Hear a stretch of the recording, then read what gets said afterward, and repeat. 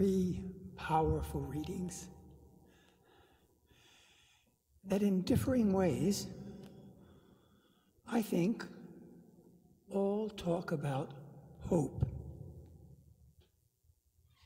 First, the prophet Isaiah, written at a time when the people were in exile. The prophet knows that they yearn for their homeland. They thirst for Jerusalem. And Isaiah assures them that their God will take them home. That promise easily flows into the Passion from Romans, the Gospel according to Paul, where he assures the early Christians who were being persecuted by the powers around them that nothing can separate them from their God. Not anguish or distress or peril or the sword, not even death itself can separate them from the love of God in Christ Jesus. And that takes us to the passage in Matthew and the feeding of the 5,000. Outside of the Holy Week account, there are few parts of the Jesus story that are told in all four Gospels. One is the baptism of the Lord. Another is the multiplication of the loaves, which is actually recorded 6 times. Clearly, the evangelist saw it as central to the good news. And not surprisingly then, they link it to the Eucharist. How? Listen to the verbs. A little different in different translations, but the same teaching. He took bread, said the blessing, gave thanks, broke and gave it to his disciples. They're the words that Matthew, Mark, and Luke record as spoken at the Last Supper.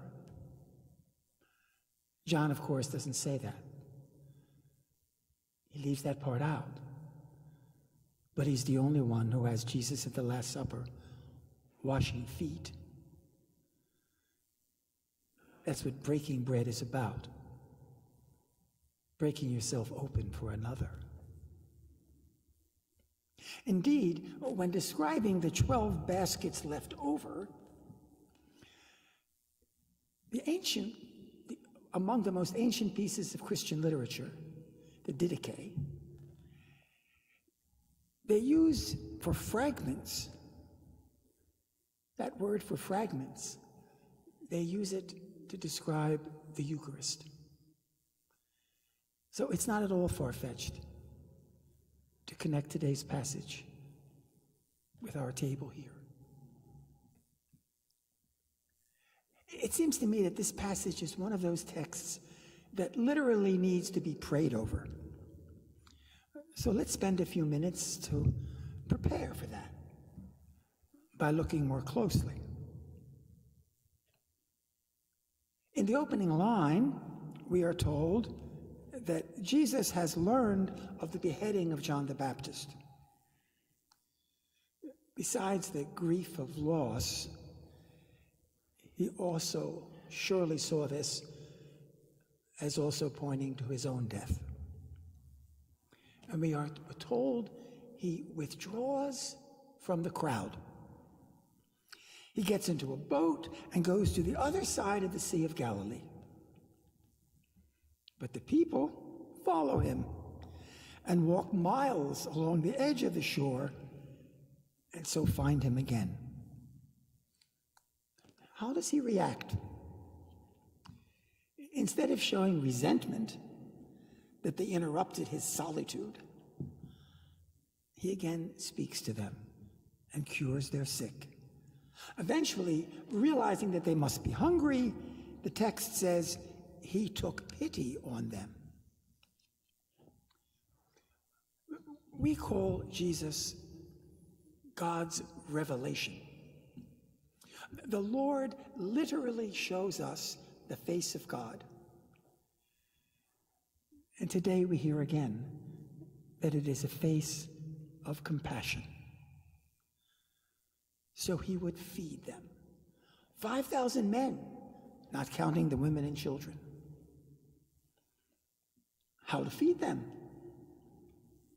The disciples want to send the crowd away to the local villages to buy food. But Jesus says, and Pope Francis several times has quoted this line, Jesus says, feed them yourselves. But we have nothing but 5 loaves and 2 fish. Enter into the text. Read it as a believer, confident that it works at different levels. 5 loaves and 2 fish. 5 plus 2 equals 7. And in the scriptures, that's literally God's number. God rests on the 7th day and asks us to honor the 7th day. What I'm trying to say is where the disciples see scarcity, Jesus sees something else. God's presence, God's bounty. So he gives thanks, breaks the bread, and gives it to the disciples to give to the crowd. Let's look closer still. To put the teaching in just a few words, little is always much in the hands of the Lord. Little is always much in the hands of the Lord. If that rings true, then we have here, I think, what you might call a pattern for spiritual transformation. First, know what you have. Then, give thanks for the gift. And thirdly, remember you have to share it. Self-knowledge, gratitude, then breaking the bread in order to give to others some of what has been given to us. As our world, our country, our church struggles with COVID-19, the reality of racism, and the angry calls of those who would divide us,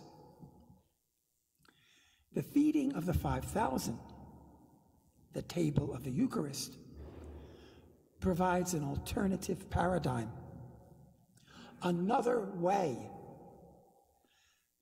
Remember, before we were called Christians, we were called people of the way. Spend some time today, alone or together, acknowledging your gifts, thanking the giver, and looking for ways to share the 5 loaves and the 2 fish. You have. We have. For discipleship is ultimately about giving and forgiving, that we might be messengers of hope, and the kingdom can come just a little more this day.